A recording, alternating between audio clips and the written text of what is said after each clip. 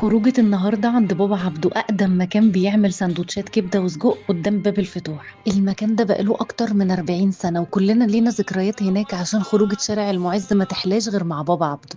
الجديد بقى عندهم واللي لفت نظري وخلاني أروح هو خان بابا عبده، مطعم وكافيه والفيو بتاعه يجنن والديكورات بتاعته تاخدك لعالم تاني. أشهر حاجة عندهم السندوتشات، كمان عندهم الجديد مشويات، لكن لو مالكش في المشويات ممكن تجرب الفراخ البروست عندهم. بدأت أول حاجة بشوي الملوخية. البروست عندهم فاجئني، ما كنتش متخيلة إنه هيطلع حلو ومظبوط كده، بجد أرشحه لأي حد يجربه. أما العيش بقى كان ناشف ومقرمش وطعمه حكاية مع الملوخية. أما السندوتشات من حلاوتها مش هتعرف تعد أنت كلت قد إيه، وعجبني قوي الجمبري والمخ. وطبعا ما تنسوش السكالانس، وده حلاوة بالقشطة والمربى والعسل، وطعمه كان خيال، وما كانش ينفع افوت المغربية من غير براد الشاي التحفة ده. بجد القعدة هناك والفيو والمكان حلو قوي، هياخدكوا لزمن تاني وهتنبسطوا جدا.